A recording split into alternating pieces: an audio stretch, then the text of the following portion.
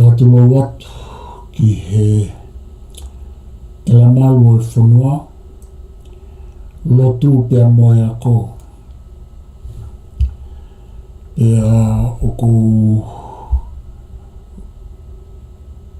whaapa ki he taukakapa pia moe whihita angata e universi mohono iai pia ko atu ai ku whatapu ki e kakaitupu ai whanuani te whito ki he matakari nana wala ana tolo ai whanua ko Kempela o kou whahoha atu me ai.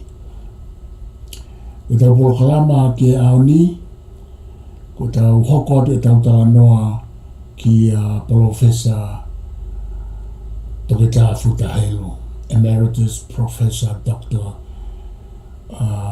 Futahelo. E hoko mai ane e tau ngai polokalama kuia, ko aki pia mo Profesa, pia ki mua ke u hoko atu ki he Profesa, ka ko atu ai whabapalahi ki he aine prinsesi la atu futeka tuko aho, ko tala whikaulahi o tonga ki Australia o kune mea i Kempelani. Pia ku he monokainga, pia ko whabapa ki ngai haa kotoa pe, kau takilotu, tonga moe Solomon Vulango toa pe me ngā hitapa ke o ku ke mea mai mei ai. Whatawange pe ko he hoko atu e tautala noa koni ki a Professor Futahelo, e tokoni lahi pe ia ki he e tautoe iloange, monoloto ange e tau wakai ki he ngā hitukutuku lau mea a e Professani, pe ange ko ku whaatala noa ki mo a hoi matau ka inga. Mahino, ko tangata ako ko toa pe, ko tangata ko toa pe o kui ai hono mālohinga mo na waivaianga, pe o ku wha fisiki atu pe ia i he kutala noa ai ongo ta whaaki ko ia pe mona ngona ngahi uhinga. I he ahoni, o ku hawhaua pe ai tau polokalama ko e ni foki, pe te utala noa atu ki he mo ui whakapolitikare koe a Profesa Futahelo. Pea mohono ngahi mālohinga, pea moi waivaianga, pea mohono fihi. Mohono ngahi fihi lahi whakauri uria, Aia koe whehu i whoki te tauhanga whai e whehu i koe ni o pehe. Na e osi iai nai ai whakakaukau ia Profesa Futahelo i ene whoki ki tonga. Na e si ai nai ha whakakaukau ia te ia ke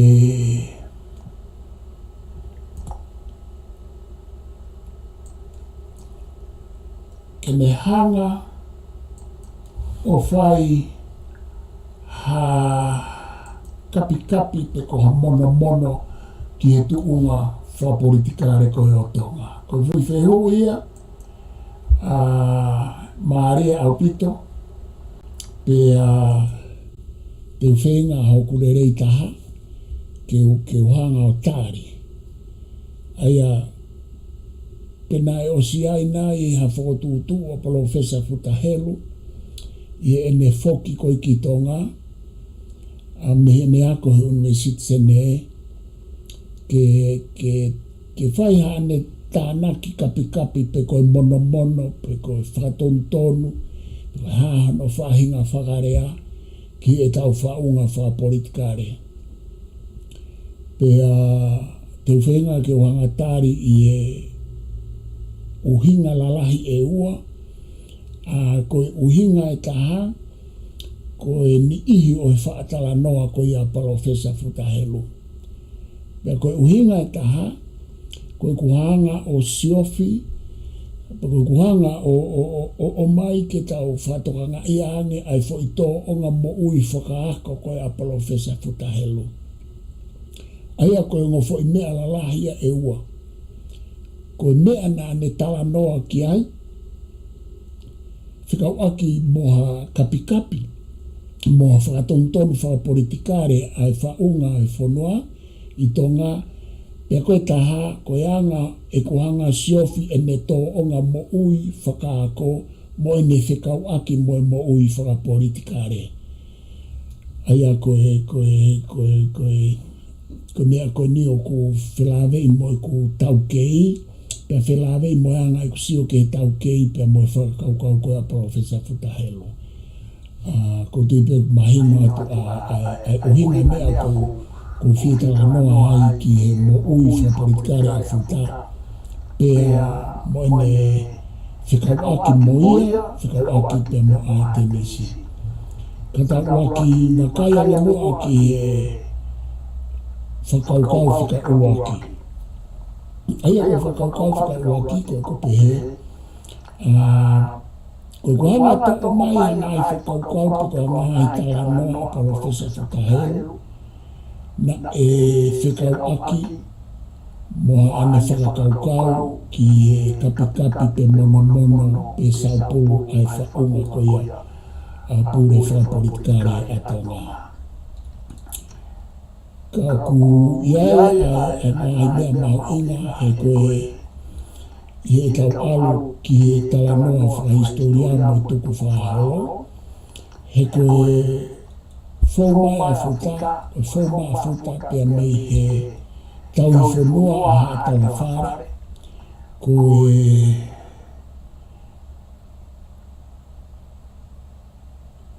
tau whanua koe whato te hina o i tui pere hake. Aia ko he no o ko haa mea a whuta koe tau whanua pe koe whato te hina pe koe tangata whai whatongia ai e tamatu i pere hake pia moha tala whare. Pia koe ko ki lawa ki ai, he koe taina koe ko tau sio ai koe ki he i whikau aki whakai haa koe a whuta koe ia. Whapolitikare me iono ahau. Pia mahina rewa ka ki tau tolu, ko whuta, koe kupu ia o kauhala uta, pia koe kupu ia o ngaha atui, na i riwa e tau whahau. Aia, mahu inga au pito i te te au. Pe mahu inga ia i ngā mea nai asi i Atenisi, pe asi e mahu inga ia mo whama mawha. Tauhiwa a whuta ki e atala whare, pe mo tamatu i pere hake.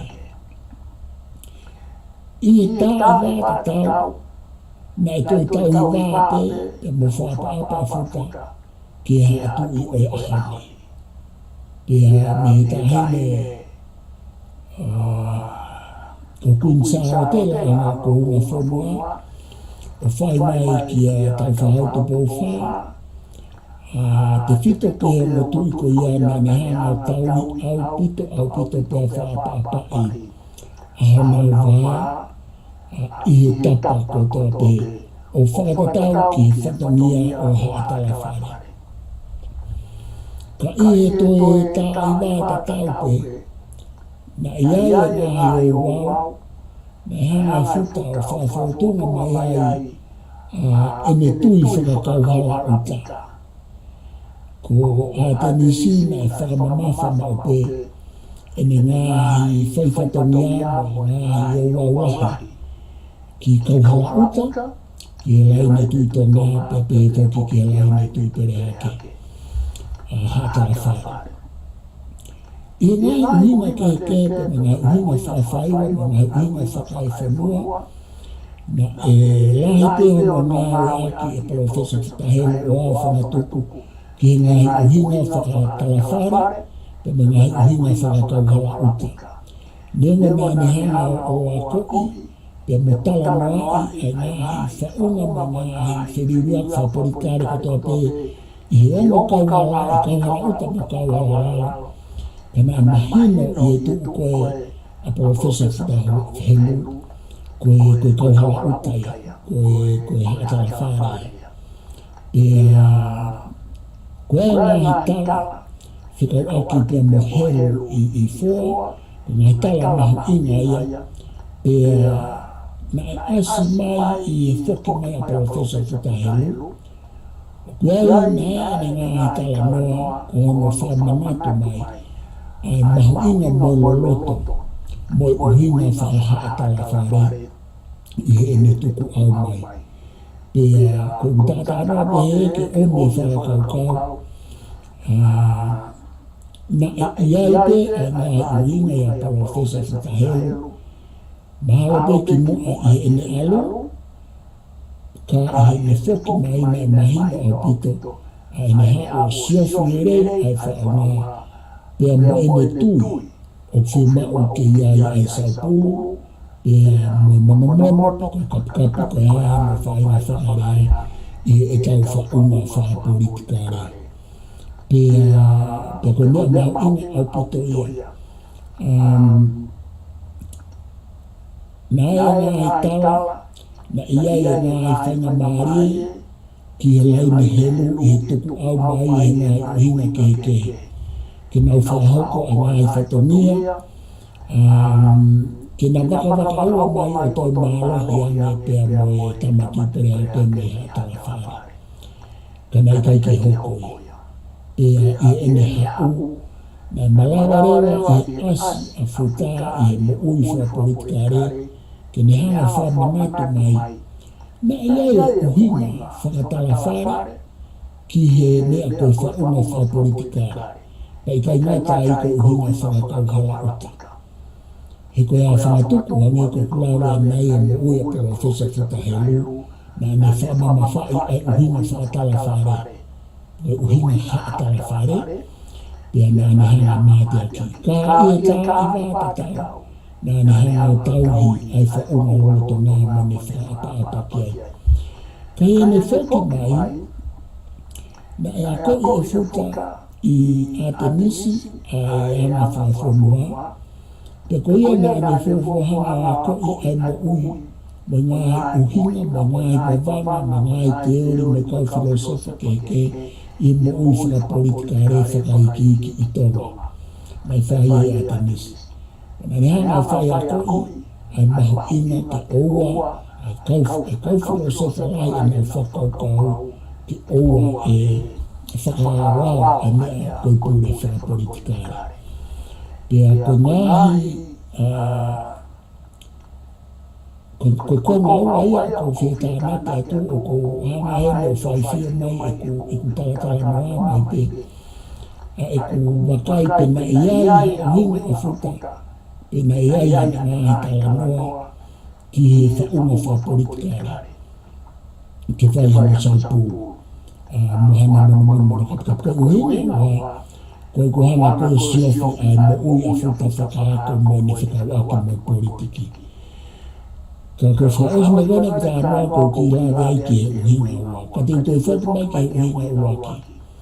O ko asi me ngāhi whaiako a whuta, o ko asi me ngāhi toi mo ne ngāhi atikolo, ai kano loto te koe erito e ne whakaukau na ne whapaapai ai whaunga whanua ka ia tā i wātatau na ane toi tui ke whaihana kapikapi mono. Pea tuku ke anga ni ngai tala noa pea ana ke mahu inga ke whakahoko ai kapikapi mono ka oku toi asilahia me he ene ngahi whau ātikolo. Pea tautoki alu whakaikiki ki ai e kahau, ka koe ko whaamu pe ke huru mai pe ai pupui tua, pe na e toki hoko whaamai ai pe he e whuta ke kau ki a Saupulu whapolitikare pe koe mea na e osi hoko pe me mua. Iyo na e osi ia profesa Whakahelu pe na e ia universitse ne i ene profesa ko palofesa e ko John Anderson na ku lawe ki ai e program house. Na me tau ka wei e ia ai ngā he maoni mea whakate mokalati pia mo i kai ke whai hapure whaawao na ko slave ki ai kai tau ataina i whakaukau pia tau ataina ai mo ui pia whawhia ake tau ataina i whakaukau ki tau ataina ai ngā ikona tau ataina o i te mukārati. Aia, mai hako fuka haka umasitse me na hanga sana konka Professor John Anderson na ko slave ki ai o sia e tapa kato ate ene mo io ake mo i whapolitikare. Heko Professor John Anderson na ngoi Australiani ene whe paki whapolitikare a mua mea o ku whaawao he whonua i taki a ka pare mea Australiani. Aia, nai whoki koa whita ku o sikamata ke whakawa e ai. Pea tuku ke hange ku lawe ke hea atala whare a whita mo ene kauhara uta. He koe hae whehanga hangai o kauhara lalo ko kauhara uta. Pea koe hae e whehanga hangai ngai whakakaukau i he whonua koe whakakaukau a kauhara uta mo kauhara lalo. Pea mai aspea pa Professor Futahelu. E neonga e me taukawe e hatu i a hanika i he tae wata tau na e whepake e me ngai whakaukau whakatala whare pia mo whakakauhara uta me he tuitonga pia mo ngai whakaukau whakakana kupolu. Aia ko mea lahi au pitoia ki he puipuitu au whita. Pena hao mai koe ki he mesiti a tenisi na e taukawe i pe e whita pena e taukawe i pe e kaina au whita. Koe apiako a tenisi koe apiako o haatala whare. E dai mea o kumaharia ai. He koe apiako lawa a kauhara uta, o i kai koe apiako ia a kauhara lawa. Aia koe ufanga kaukau koe ia, e to kia i hata i wate i koe hana o vete atuai ka ko whemake alo ta moa ke fo i mo ui whakaako koe a futa. E te uto whoku mai. Ki konga mo ua ko tala moa, hawa a futa o a koe. Te kai ki ase a kirisia hamea. Pea mo ni pena i tala moa a minista paana, a isa minista tokoni paremia minista pa a koea te tala nkabariku. Ki e te mukarati.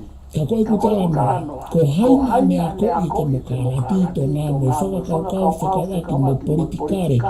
Whahenga politikare peo e tau taina. Ko Professor Futahelu e me whoki mai. Pea koe fuafua mhoko i hamea pe hei tau. Ne kai ke ako ia tai whikautere tā moritoni. Lahe o meene e koe whaiwhikautere tā moritoni. Aia, koe me whakatuhuta mai ngai te toi whakaukau ko ia kamata mai e whutahe ona o whutupu. Na e a koe e whutaa koe noa ia, i kai koe lau maari e koe a koe ke mahina i he tangata tōna ma tangata a tenisi. Koe e mea koe pure whakawao, koe e mea koe pure tangataina. Mai rewa nā whakaukau whate whito i whakaukau e tangataina ma te mokarati pe koe Republika. I tala noa kaukari kino kauloma. Mai rewa ia o a koe i a tenisi. Pia mga hire soni keheke. Pia mga hai tui keheke o i kai whangatanta ki karisma lama. Kana e tā i wāta tau hamo ako i, na e tā i wāta tau, na e whakaamu pia Professor Futahelu. Ke ia i hakau tangata ke nauhanga whakahoko, ha saupulu, pe koha kapi, pe koha mono ke whaunga whapolitikare. Pena e aupea tā i whai ai tala noa ki ai.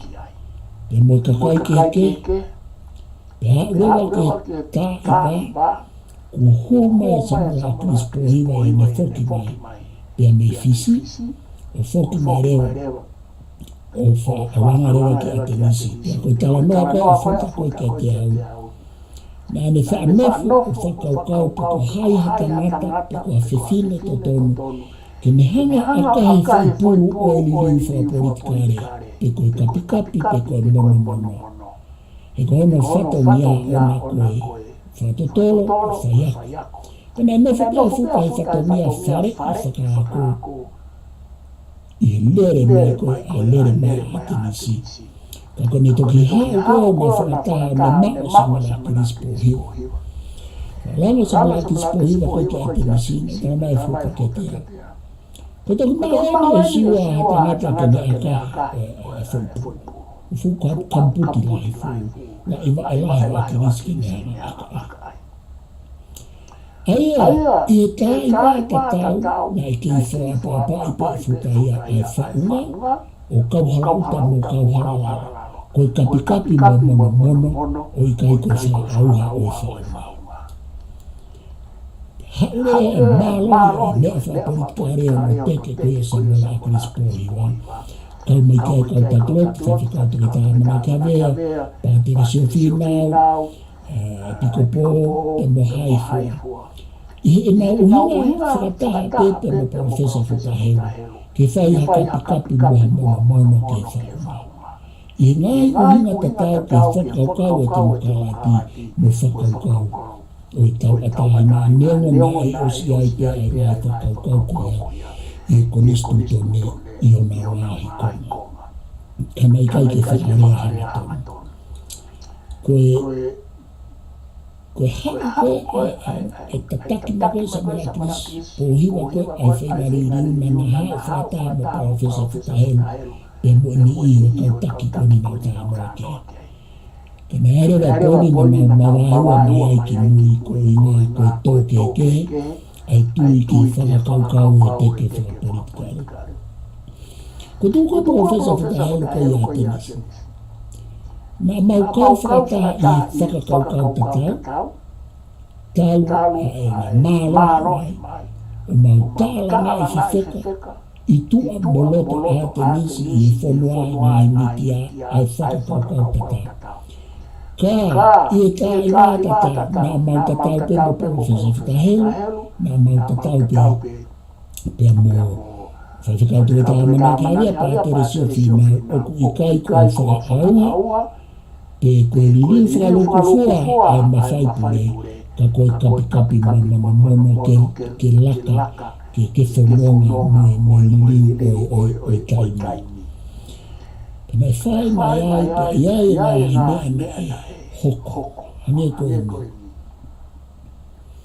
Na alo atu ai whenga liriu la e wite ngā hirea whetaka profesa whakahelo ke whare atu i ke whaunga, i e tawhaaketa ara ni kei tau i pēr mo wā whakai haatara whare mo ne tau i wā ki e tui ka no pōupu koe hātu i o e ahoni. Aia na e wa aua e ne hanga tau i o mo wā. Tau i o mo wā he, kai hane o ku whianga ngai e tau i o mo wā mo ne hanga o whaana i ke whakahoko ai e sau pūrupu e kapi o whaunga. Aia, kai me hanga pe a whutau tau ka vei ko o ngā mea me rei lo ua pe he nane whakatou whai. Aia tau pe he pe koe hange a whu pala tokasi. Aia koe pala tokasi, koe whai e o whu mea ua whehanga hangai. Aia tau pe he pe na whai pe profesa whukahelu, hange pe ko te o ngā kautaki. Nau whenga pe ke whai ai, mana mo kapukape whaunga ka nau kei tau hupeki ai. Aia koe kehekehe koe mone kaimika na hara ko a kirisi ko mālohi, o awa a kirisi i taimani i ke alu ia ke ririu au pito e whaunga te anau tō kehekehe. Koe mea maari ko whirare kai ko ngā alpe tau taimi, toi taimini te ono. Te kau aku wak tala maa koe. Nei hoko koe mautaha ko mo profesa whakahelu he meani, mautaha mo Samuel Chris Pohiwa he uhinga koe na kutala noa ki ai koe kapi kapi mono, ka uki kai koe liu ka atoa e whaunga. Ko taimi e na mautau kehekehe ahi a eni. Na e awa profesa whakahelu o kai ke kei nofo ia mo whatongia whakae wharehi, mo whatongia whakae ako, mo whatongia whakafilosefa, kai hopo ia ki loto mo meni ko Samuel a Chris Pohiwa whakapolitika. O aua o tō ki loto, tako ne tōko ki loto na e huia ki loto me a tenisi, humi a tenisi ki toa. O aua o hane ha political activist ta tau ma a kirisi. Peke taimia na mau parapare ma ia i komo parofesa whakahelu, ani ia ki mau tolu a tenisi. Hene kai ke mau tui ke hopo a futa o alu kihe, mo ui wha politikare. Whare i mo tāna ki whakaukau kai ke inofo pe koe tangata ako. Ko merewa mai o kona maraua ai a tenisi, kau ia uhinga he maraua a tenisi, ko tu hono kau ene kau a konga, pekane kau stuteni, ofi taha kia profesa whakahelu, o nau tō ke he kua hopa profesa whakahelu ia o alu ia o moui, o kau he furu whapolitikare koe i loto mūmeni. Nā e hopa atu, aia o ai tō ke he penane hanga ia o sia ki nau tō o sia a tenisi, o sia kau poupou o whanua ki a tenisi, pēnei kau ia o sia ki e holo a tenisi. Nā ngata profesa whakahelu ki ai o nau whekuki holo i loto mo sa mara krisi, po hiwa me kau te mokalati.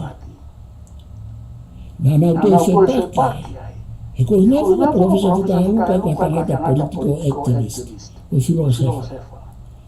Awatu whakia ko a kirisi ko political activist, ko kamata ke maa a kirisi ai whakau popolai o whanua. Pea whanono kakai, nā nau whanono mai he kamata ke profesa whakahelu, i hono teke ko ia ai liliu. Pea alko a maroa sa mera krispohiwa, pea kamata i nau tō kei, pea mawhure kakai o whanono ke sa mera krispohiwa. Na hau kara vai o nau whipaki mawhuta, pena nau tuku mawhuta ki tua pe mawaha whuta whoka ki a tenisi. Ane whoki maka whuta ki a tenisi, ko siwa e sia laha a tenisi a ia mawaha. Mau i tua mo mau tōru ia o mawere pe mau tōru i uhiunga ia tata. Ko inga e ko mau whakaukau, a ki mau tōru lahi, na mau tōru wā ofi i ka whaki a whuta whakaako. Ke no whope a futa i tua, whakaako, o whai mea ene whare i tatau peke a atu i whare i tatau peke e te mokalati, ki a whaahinga kupupe, ke ki i tatau pe. Ka ko taimi ka mea hua ko whuka weke loto mōmeni, ko o siwai wai he mo whatongia whakaakoan, ko auria kau mo whaiwhaha ika. Auria kau mo whaiwhaha ika.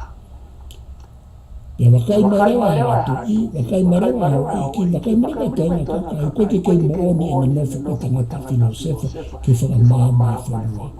Ku auria kau whapolitikari.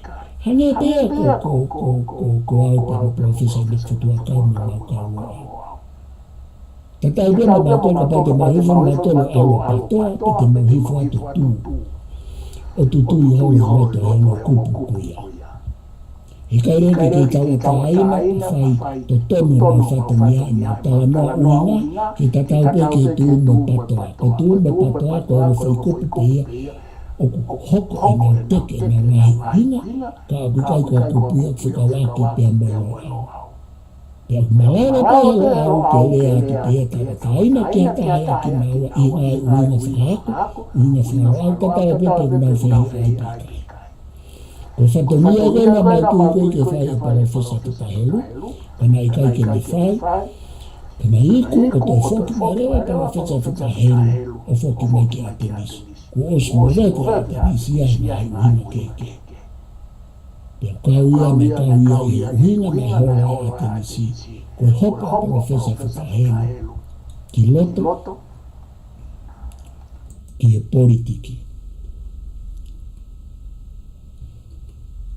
O lahi ai a ene teke ki e liliu whapolitikare, pea na e hoko ai uparoparema, pea te whoki mai neongo, na e hiko whakahoko, a mea na ne whaamu, pea na ne poupou ki ai e waafe ango fulu, ka na i kimoa ai na e hoko ai ai fututu lahi e waafe no ono. Koutui o me ka ainga, kulawa ai tau polokalama, pa koutui pe kuonga lelei at pe kat moutolu ai ngā hipoini, na ko whainga ke utala noa atu ai. Ua ki ko utala noa ke mo ui whapolitikare a profesa Whakahelu, whakalokufua, e anga ene whikau aki ke hatala whare mo kauhala uta, mo ene ke mo kauhala lalo. Mo ene hanga mamahi a hatala whare mo kauhala uta, pene tau ka vei mo no whaamiria a tenisi, koe api ako o hatala whare mo kauhala uta. ka o ku ikai ko apia ko kau halalalo me mana ne fa apa ia kau halalalo e ko anga ko tau tu ui po ini ko ia ko kau halalalo na no foi me kau misnare ia nga tala historia pe no foreva kau halauta misnare we siria na pe no foreva kau halauta mo nga me life kau aki pia mo kau misnare katolika ka koe kulare ki ai koe poini mahu inga eo no hului mai pui tu a futa mei moa mo yanga ngai whetōka ke hao a hatala whare mo e tau whaloto whanua o au ki ngai uhinga na i totonu ke hu mai a helu mo tui pereha ke kana i kai ke lawa o whakahoko u whakaukau ku ia pena e asi mai rewa ia koe whehu i na e us whakaukau a futa ke hao o teke ai li riu whapolitikare ki mua pe alo a ko kai ke uma wau ke ko mea pena aku ilo i e whaata noa a futa na e wisela hia e Professor John Anderson e ne whakaukau ke ngai whakaukau wha politikare me ngai whakaukau wha demokalaki aia na e kau ia i hono wisia ia ko mea koe ke ne whakawak mo hau ka ala tala whare mo ka walauta mahalo bena e ai hangahi mea i tau whalot whanua mono a na neuesia i DNA mo e toto o futa kene kau i hono poua ai kapi mono pe koe saupulu e tau whaunga whapolitikare koe whai whakatotolo ke hei koe poine e tāna mahu inga i kutala noa koe ni koe kutala noa ki ngahi tala noa pe mo ngahi whai ako a futa na ne hanga pe o mai o hoata mai ai ai whakakaukau a futa ke whai ha saupulu mono kapi whakapolitikare. Na i kai ko ha mea na i tupu koso mai. E na i whoki pe a futa o whai ene ngahi tala noa pe whai mo ene whai ako ko ene hanga whamama whai e mahu inga o kai koe ako i peke whai e ririu ka koe ako i ke mama e ata mai ke mahu inga ia he ngahi mea o kulelei ke ririu mo ngahi mea ke puke a fufula. Nei tau kawe e futa ai pure angaloloto ngā io, nā nei tau kawe. Ka nā ne toi whakaamo ke whahauko ai saupulu mono mo i ri whakapolitikare. Nei hangere wau palato kasi ai ene mo ui, ko ne tui ke hongo mea e ua o kwheanga hangai.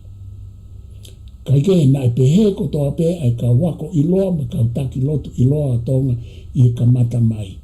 Ko nau tui ke whakatou puke pe a hema mo matau.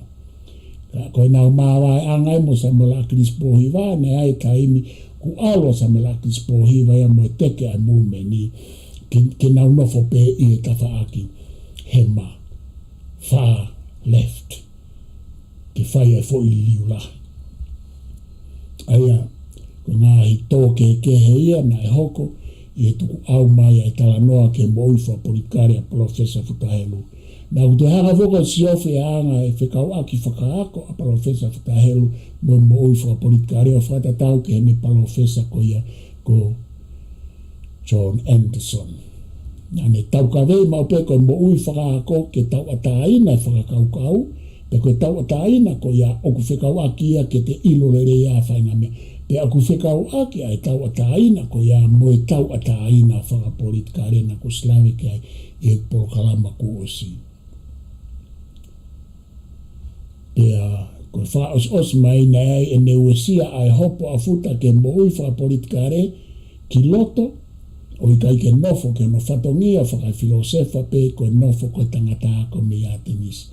Kana ne hopo ki loto o hoku wesia ai e whanua, wesia a tenis, wesia ki mautol, pena ane toi foki mai koe ne whepaki mo samela kris po hiwa ma kau whainga ririu. Ki tau toki hoko atu, ki tau porokalama hoko, pa mo Professor Futahelu, ka koe hulu mea lalahi pe ia ko atu whikawaki mo ui whapolitikare a Professor Futahelu, mo ne whikawaki mo a tenis, whikawaki mo kumauto mo anga a eku tau kei, pe mo eku ilo a aku ki ai. Ke he pe mo ata noa atangata a tenis ke, ia mea te mau whai tatawa, ia mea te mau ke he ai. Ka ko whakamalo lahi a tuki muto. I mo mea mai, ka mo mea tau toki. Wakai. Mahalo.